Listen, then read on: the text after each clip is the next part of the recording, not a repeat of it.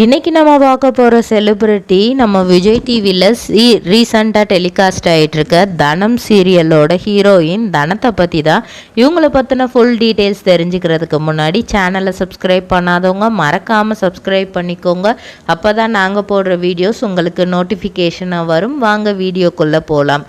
இவங்கள நம்ம எல்லாருமே சன் டிவியில் ஆல்ரெடி பார்த்துருப்போம். எதிர்நீச்சல் அப்படிங்கிற ஒரு ஃபேமஸான சீரியலில் சிஸ்டர் ரோல் பண்ணியிருப்பாங்க. அது மட்டும் இல்லாமல் அந்த டோட்டல் சீரியல்லையுமே டிஆர்பியில் நம்பர் 1க்கு கொண்டு வந்தது இவங்களோட மேரேஜ் சீக்வன்ஸ் தான். அதுக்கப்புறம் கரிகாலன் என்னெல்லாம் பண்ணார், ஆதிரைட்டை என்ன மாதிரியெல்லாம் நடந்துக்கிட்டாரு அப்படிங்கிறத வச்சு அந்த எதிர்நீச்சல் சீரியல் கொஞ்ச நாள் ரொம்ப ஃபேமஸாக போயிட்டு இருந்துச்சு. அந்த சீரியலில் இவங்க ஐஏஎஸ் ஆகிற கனவோடு இருந்திருப்பாங்க. ஸோ அந்த மாதிரி ரொம்ப ஃபேமஸாக இருந்தாங்க. அதுக்கு முன்னாடியுமே சன் டிவியில் அவங்க ஒரு சீரியல் நடிச்சிட்டு இருந்தாங்க. ஸோ இவங்களோட ஊர் சென்னை அப்படின்னு நிறைய பேர் சொல்கிறாங்க. ஆக்சுவலாக இவங்களோட சொந்த ஊர் அப்படின்னு பார்த்தோன்னா ஈரோடு. இவங்களோட அப்பா தேவராஜன் ஈரோடு, அவங்க அம்மா தான் சென்னை. இவங்களோட உண்மையான பெயர் சத்யா. இவங்க 1994 ஏப்ரல் மாதம் 6ஆம் தேதி பிறக்கிறாங்க. இவங்களுக்கு 2 அக்கா இருக்காங்க, சண்முகப்பிரியா, திவ்யா அப்படின்னு சொல்லிட்டு. ஸோ மொத்தம் 3 பொண்ணுங்க. நம்ம ஈரோட்டில் இருந்து நம்ம சமாளிக்க முடியாது அப்படிங்கிறதுக்காக தான் ஃபேமிலியோடு சென்னைக்கு வந்துட்டாங்க. சென்னை ஆவடியில் இருக்கிற saint Joseph matric higher secondary ஸ்கூலில் தான் படிக்கிறாங்க. ஸோ 3 பொண்ணுங்களையுமே மெட்ரிகுலேஷன் ஸ்கூலில் தான் படிக்க வச்சுருக்காங்க அவங்க அப்பா அம்மா. ஓரளவுக்கு ஃபினான்ஷியலாக கொஞ்சம் நார்மலாகவே அவங்க சமாளிக்கக்கூடிய லெவலில் தான் இருந்திருக்கிறாங்க. அதுக்கப்புறம் அவங்க அக்கா 2 பேரும் டிகிரி முடிக்கிறாங்க. அவங்க அக்கா சண்முகப்பிரியா ஆரி ஒர்க் டிசைனராக இருக்கிறாங்க. அவங்கள அக்கா திவ்யாவுமே ஒரு கம்பெனியில் வேலை பார்க்குறாங்க. இவங்க மெட்ராஸ் யூனிவர்சிட்டியில் யூஜி பண்ணிவிட்டு அதுக்கப்புறம் அண்ணா யூனிவர்சிட்டியில் இன்டகிரேட்டட் 5 இயர்ஸ் இன்டகிரேட்டட் கோர்ஸான எம்எஸ்சி எலக்ட்ரானிக் மீடியா படிக்கிறாங்க. பொதுவாக இந்த இது எல்லா ஊர்லேயும் இருக்காது இந்த கோர்ஸ். ஏன்னா 5 இயர்ஸ் இன்டகிரேட்டட் கோர்ஸு மீடியாவை பற்றின இன்னும் டீப்பாக தெரிஞ்சுக்கிறதுக்கான ஒரு கோர்ஸ் இது. ஸோ அந்த டைமில் காலேஜ் கல்ச்சுரல்ஸில் எல்லாமே இவங்க ஆங்கரிங் பண்ணுவாங்களாம். இவங்களுக்கு மற்ற எல்லாத்தையும் விட ஆங்கரிங் ஃபீல்டு அப்படிங்கிறது ரொம்ப பிடிக்குமா. ஒருத்தவங்கள எப்படி வித்தியாசமாலாம் இன்ட்ரடியூஸ் பண்ண முடியும், அப்படி பண்ணுறது ஆங்கரிங்கில் மட்டும்தான் முடியும். எப்படியாவது ஒரு வீடியோ ஜாக்கியாவது இல்லை ரேடியோ ஜாக்கியாவது மாறிடணும் அப்படிங்கிற ஒரு ஆசை இருந்துக்கிட்டே இருந்திருக்கு. இவங்க ரொம்ப நல்லா படிக்கிற ஸ்டூடெண்ட்டு. அதனால தான், ஏன்னா இது இந்த டிகிரியே கிட்டத்தட்ட ஒரு சயின்ஸ் ஓரியன்டட் டிகிரி. அது நிறைய பேருக்கு அதுக்கு நிறைய இதில் எக்ஸாம்ஸ் இருக்கும், கட் ஆஃப்ஸ் வச்செல்லாம் செலக்ட் பண்ணுவாங்க. ஸோ அந்த வகையில் இவங்க +2 ரொம்ப நல்லாவே படிச்சிருக்காங்க. இருந்தாலும் சினிமா ஃபீல்டுக்குள்ளே போகணும், அதுவும் ஆங்கரிங்காக ஆகணும், அப்போ ஆங்கர் ஆயிடணும், அந்த ஃபீல்டுக்குள்ளே போயிடணுன்னு தான் ரொம்ப ஆசை. இதை அப்பா அம்மா கேள்விப்படும் போது ரொம்ப கோவப்படுறாங்க. நீ அதை படித்தேன்னா நாங்கள் நீ சினிமாவோட பேக் ஸ்க்ரீனில் வேலை பார்ப்ப, அந்த மாதிரி ஒரு வேலை கிடைக்கும், அதுக்காக தான் நீ படிக்கிறதுக்கு நாங்கள் ஓகே சொன்னோம். நீ இல்லைன்னா நீ படிச்சிருக்கிற அந்த பிடெக்கு ஓரியன்டாக நீ ஏதாவது பண்ணலாமே அப்படிங்கிற மாதிரியெல்லாம் சொல்கிறாங்க. அப்போ அவங்களோட சிஸ்டர்ஸ் தான் சொல்கிறாங்க, அது எப்படினாலுமே எலக்ட்ரானிக் மீடியாங்கும்போது அது மீடியா ஃபீல்டுக்குள்ளே தானப்பா வருது. அவள் ஆசைப்படுறா ஆங்கரிங் பண்ணணும்னு நினைக்கிறா, பண்ணிட்டு போட்டோம், அவளுக்கு பிடிச்சத அவள் லைஃப்பில் அவள் செய்யட்டுமே அப்படின்னு சொல்லிட்டு அவங்க அக்கா 2 பேர் தான் அவங்க அப்பா அம்மாவையே கொஞ்சம் கொஞ்சமாக கன்வின்ஸ் பண்ணுறாங்க. அப்படி கன்வின்ஸ் பண்ணி தான் இவங்களுக்கு சன் மியூசிக்கில் ஒரு சான்ஸ் கிடைக்குது. ஸோ அந்த சான்ஸ் அப்பா அம்மாவுக்கு பிடிக்கல. ஆனால் சிஸ்டர்ஸ் அப்பா அம்மாவை கொஞ்சம் கொஞ்சமாக பேசி இந்த மாதிரி அனுப்பி வைக்கிறாங்க. சரி ஓகே நீ பண்ணு, ஆனால் சினிமா ஃபீல்டில் கொஞ்சம் கேர்ஃபுல்லாக இரு. ஸ்டார்டிங் எல்லாருமே சின்னதாக ஒரு ரோலுக்கு தான் போவாங்க. அதுக்கப்புறம் கொஞ்சம் பெரிய ரோல் கிடைக்கும்போது அதுக்கேற்றாப்புல ப்ராப்ளமும் கூடவே சேர்ந்து வரும் அப்படிங்கிறத அவங்க அப்பா தெளிவாக சொல்லி அனுப்புகிறாரு. அவங்களோட சிஸ்டர்ஸுமே உன்னோட ஆசைக்காக நீ பண்ணு, இவனோட எல்லா சுச்சுவேஷன்லேயுமே நாங்கள் மொத்தமாக ஃபேமிலியாக நாங்கள் உன் கூடவே தான் இருப்போம். ஆனால் எதெல்லாம் உன் மனசுக்கு தப்புன்னு தோணுதோ, உள் மனசுக்கு தப்புன்னு தோன்ற எந்த ஒரு விஷயத்தையுமே நீ எந்த சூழ்நிலையிலையுமே பண்ணிடக்கூடாது அப்படிங்கிற மாதிரி சொல்கிறாங்க. அதுக்கப்புறம் நிறைய அவார்ட் ஃபங்க்ஷனுக்கு ஆங்கரிங் பண்ணுற வாய்ப்பு கிடச்சிருக்கு. ஏன்னா சன் மியூசிக் அப்படிங்கும்போது ஆட்டோமேட்டிக்காக அதிலேருந்து ஃபேமஸ் ஆயிடுவாங்க. நம்ம மணிமேகலை, ரியோ எல்லாருமே வந்து சன் மியூசிக்கில் இருந்து தான் ஃபேமஸ் ஆனவங்க தான். அந்த வழியில் தான் இவங்களும் வந்திருக்காங்க. நிறையா அவார்ட் ஃபங்க்ஷனுக்கு ஆங்கரிங் பண்ணியிருக்கிறாங்க. இவங்க எந்த இது பண்ணாலுமே வந்து ரொம்ப ரொம்ப ஜாலியாக யதார்த்தமாக கேஷுவலாக தான் பண்ணுவாங்களாம். ஸ்டேஜுக்கு பின்னாடி நிறையா டென்ஷன் இருக்குமா, இருந்தாலும் அதை ஸ்டேஜில் வந்து காட்ட மாட்டாங்களாம். ஒரு டைம்லாம் கமலஹாசன் சாரோட அவார்ட் ஃபங்க்ஷனில் கலந்துக்கிறதுக்கான அந்த ஆங்கரிங் பண்ணுறதுக்கான வாய்ப்பு கிடச்சிருக்கு. அதை கிளிப்ஸ் வரும்போது பார்த்தா கமலஹாசனும் இவங்களும் இருக்கிற மாதிரி ஒரு ஃப்ரேமுமே இல்லையா.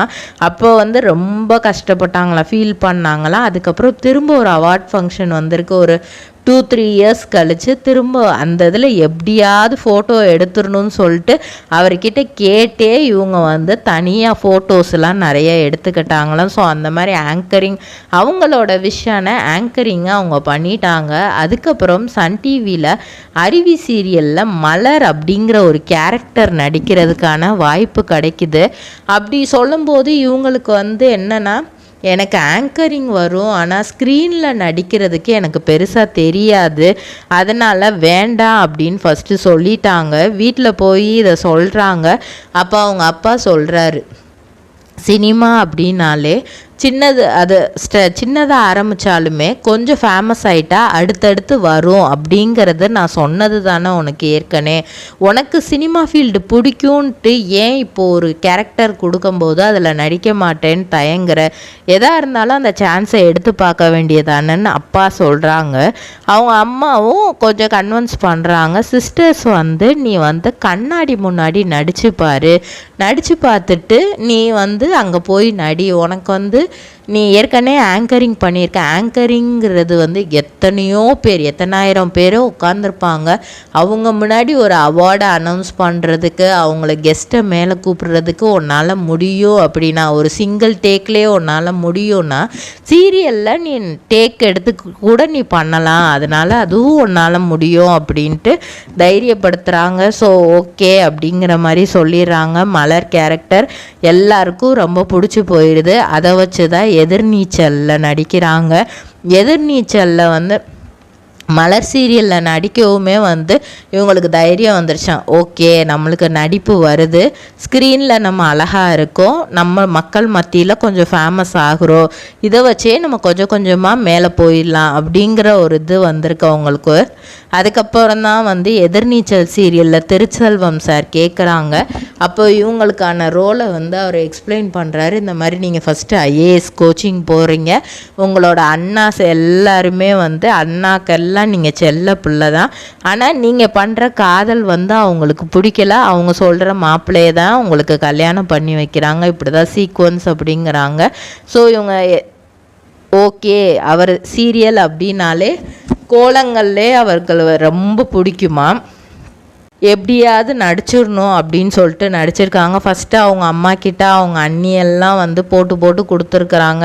அவங்க அண்ணி இப்படி பண்ணுறாங்க அப்படி பண்ணுறாங்கலாம் இவங்க சொல்லுவாங்களாம். அதுக்கப்புறம் இவங்களோட லவ்வுக்கு அவங்க எல்லோரும் சப்போர்ட் பண்ணி அதுவும் கடைசியில் ஃபெயிலியர் ஆகி கரிகாலனை கல்யாணம் பண்ணுற சூழ்நிலை வந்துடும். ஆனால் கரிகாலன் ஆதிரையோட பேருமே வந்து ஒரு ஜாலியாக ரொம்பவே இதுவாக தான் அந்த சீரியலில் கொண்டு போயிருப்பாங்க.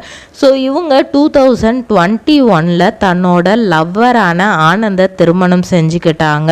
டிசம்பர் மாதம் 8ஆம் தேதி இவங்களோட திருமணம் நடக்குது.